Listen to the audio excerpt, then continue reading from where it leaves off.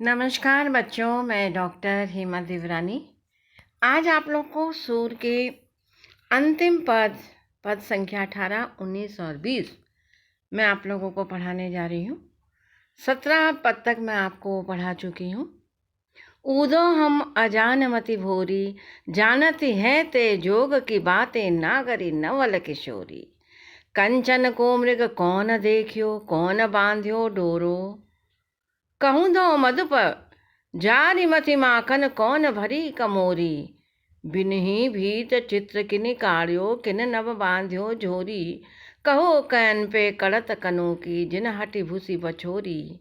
यह व्यवहार त्योहारो बलि बलि, हम अबला मति थोरी। निरखई सूर श्याम मुख चंद्री, अखियां लगनी चकोरी।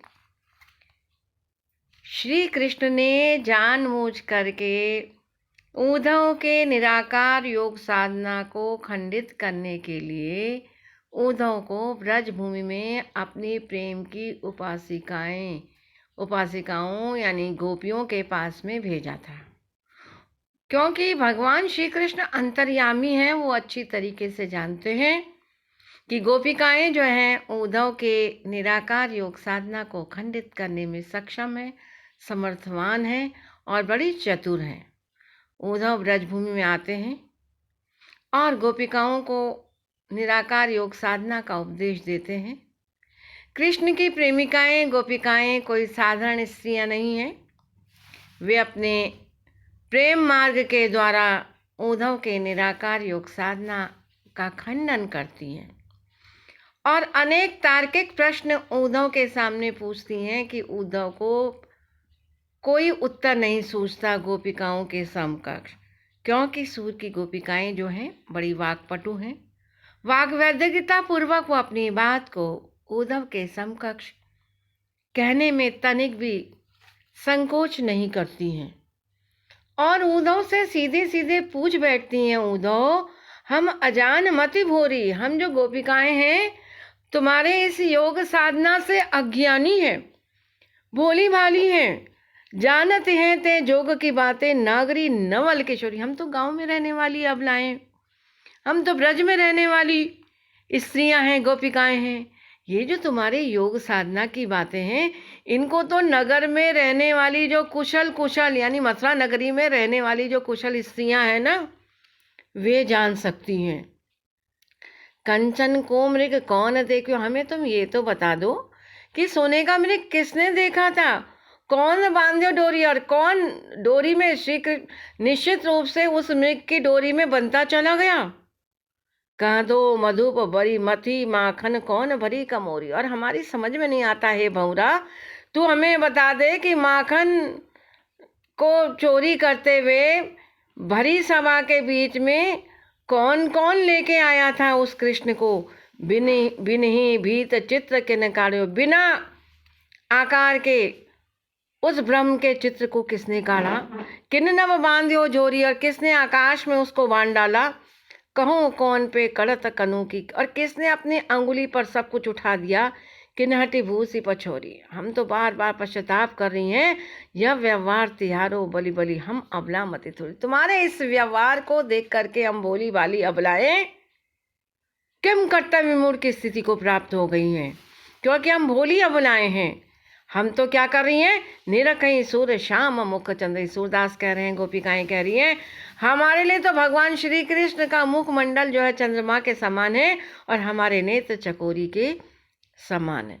तो बेटा बहुत ही सुंदर तरीके से आप देख रहे हो, गोपिकाओं ने उद्धव के निराकार योग साधना का स्पष्ट स्वरों में तार्किक तरीके से खंडन किया।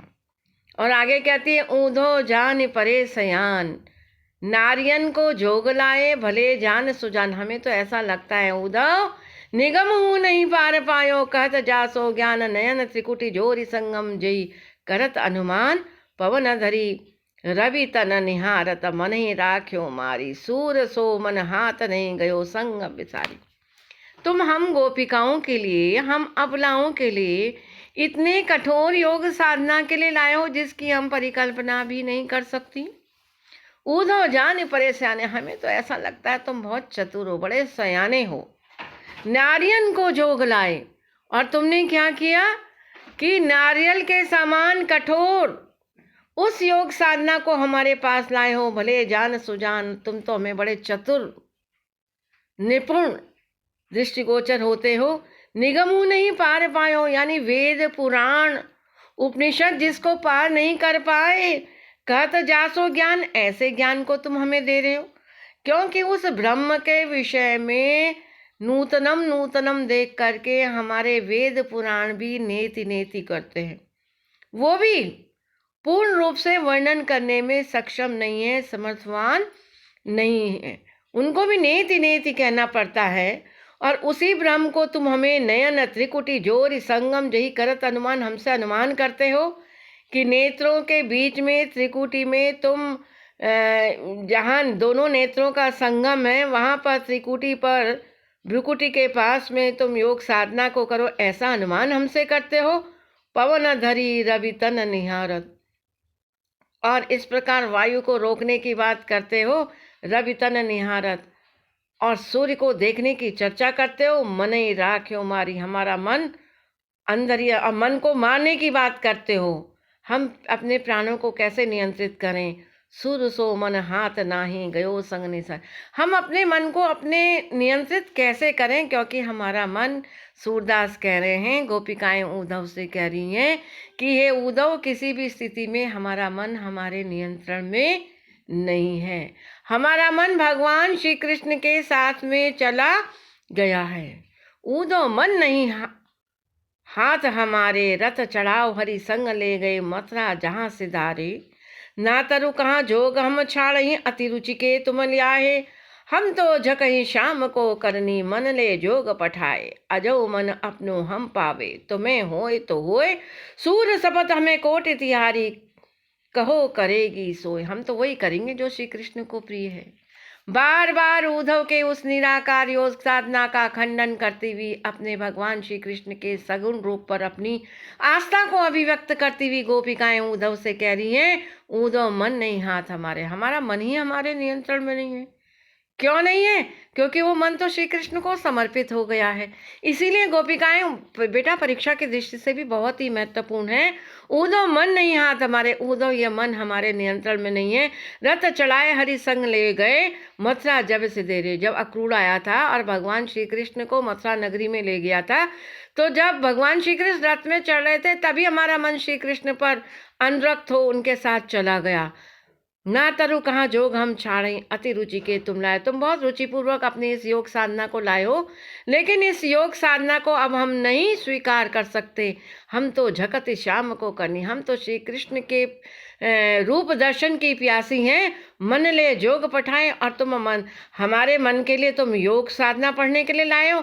हम तो श्री कृष्ण से प्रेम करती हैं, सगुण रूप की हम प्रेम की उपासिकाएं हैं। अजो मन अपनो हम पाए, अभी तक हमें हमारा मन नहीं मिला, तुम ते होए तो होए, भाई अब तुम कुछ भी कह दो वो हम स्वीकार नहीं कर सकती। सूर शपथ हमें कोटि तिहारी, कहो करेगी सोए, हम तो शपथ खाते हैं। सूरदास की गोपिकाएं कह रही हैं, हमें सौगंध है, हमारा मन तो भगवान श्री कृष्ण के प्रेम मार्ग पर न्यौछावर हो चुका है। तुम्हारे द्वारा दिए गए हम निराकार प्रेम साधना की उपासना किसी भी स्थिति में नहीं कर सकती हैं। तो बेटा यहाँ